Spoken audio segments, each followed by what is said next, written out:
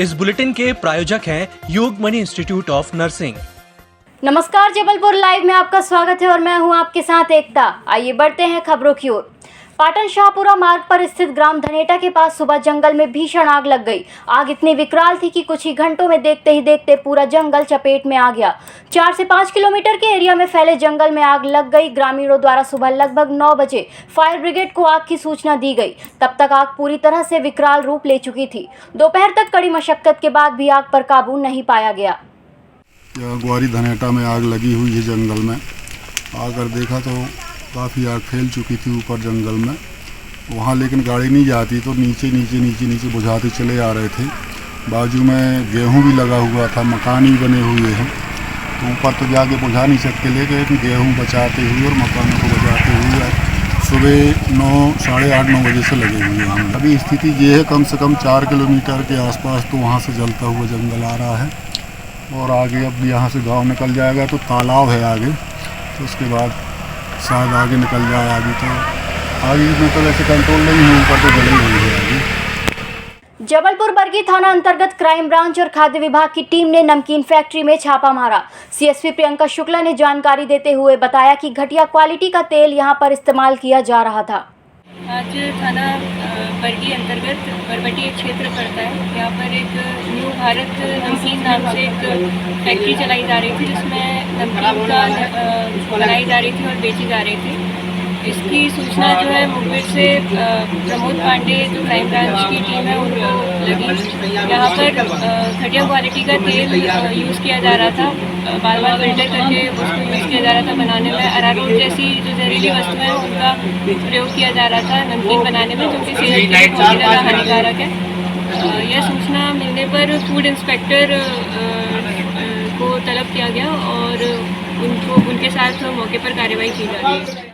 भाजपा ने अपने 42वें स्थापना दिवस पर शहर में कई कार्यक्रम किए। सुबह बाइक रैली निकाली गई जो निर्धारित मार्गों से होती हुई दीनदयाल चौक पहुंची, जहां पंडित दीनदयाल उपाध्याय की मूर्ति पर माल्यार्पण किया गया। इसके साथ पार्टी का ध्वज लहराया गया। नगरीय स्तर पर 954 बूथ और ग्रामीण स्तर पर 1175 बूथ पर आयोजन हुए। इस मौके पर नगर अध्यक्ष GS ठाकुर ने कहा कि लंबे संघर्ष के बाद देश में सकारात्मक परिवर्तन नजर आया है। 1951 से लेकर जनसंघ और उसके बाद बनी भाजपा, जिसके 2 सांसद थे, वो आज दुनिया की सबसे बड़ी पार्टी है। यह हमारी राष्ट्रवादी सोच, राष्ट्रवादी नीति और भारत की मजबूती संबंधी लक्ष्य के कारण हुआ है।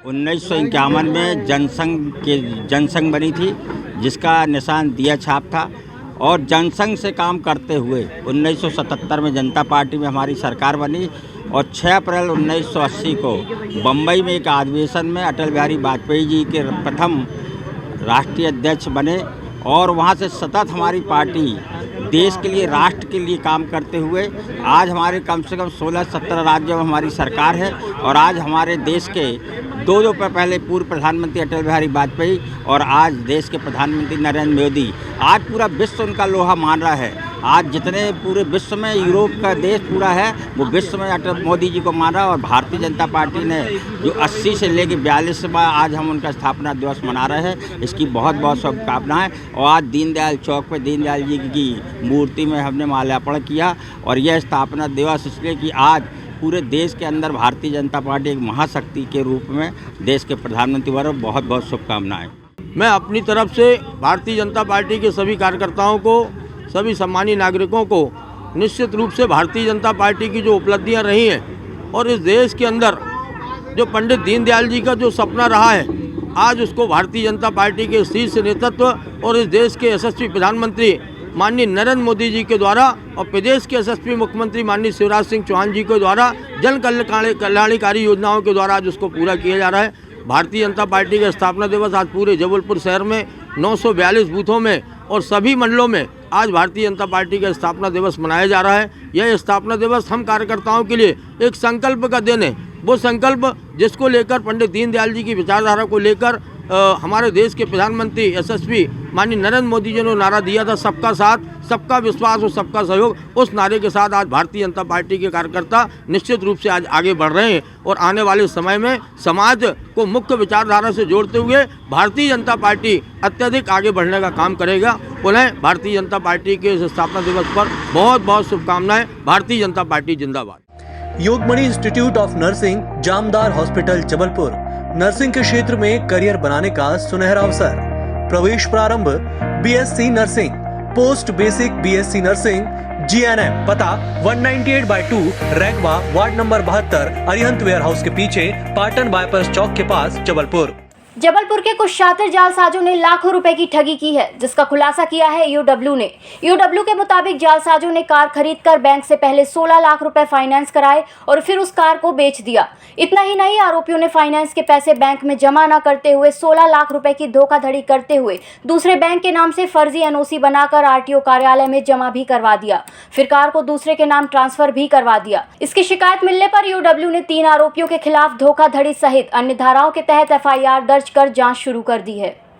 आर्थिक अपराध प्रकोष्ठ इकाई जबलपुर में श्रीमान पुलिस अधीक्षक महोदय के निर्देशानुसार में एक एसटीआर पंजीबद्ध हुई थी, जिसमें 3 आरोपी हैं, जयश्री अग्रवाल, अमित अग्रवाल और शिवानी अग्रवाल उनके गारंटर हैं। उन्होंने टाटा हेक्सा कार खरीदी थी, जिसके एवज में विजया बैंक से लोन प्राप्त किया था एवं यह लोन एनपी घोषित हो गया, जिसके सत्यापन पर जबलपुर में इकाई जबलपुर में जब सत्यापन किया गया तो ये पाया गया कि इन्होंने ये जो गाड़ी है वो किसी और के नाम पे बिना सूचित किए बैंक को बेच दी, जिस पर ये सत्यापन में आया कि ये जो गाड़ी है वो उसके लिए नरसिंहपुर आरटीओ में किसी एक HDFC बैंक का एनओसी लगा हुआ है और जिस पे पता चला कि ये जो एनओसी वो फर्जी है और जिस पे हमने 420, 467, 68 और 71 एवं 120B के तहत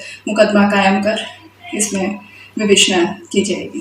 जबलपुर मध्य प्रदेश उच्च न्यायालय अधिवक्ता संघ के चुनाव कार्यक्रम के संबंध में मुख्य चुनाव अधिकारी दिनेश उपाध्याय के द्वारा एक पत्रकार वार्ता का आयोजन किया गया। दिनेश उपाध्याय ने जानकारी देते हुए बताया कि मध्य प्रदेश उच्च न्यायालय के अधिवक्ता संघ का चुनाव कार्यक्रम संपन्न किया जाना है, जिसको लेकर तैयारियां शुरू कर दी गई हैं। वहीं मुख्य चुनाव अधिकारी दिनेश उपाध्याय ने बताया कि उच्च न्यायालय बार एसोसिएशन के चुनाव के लिए मतदाता सूची आज दी गई है।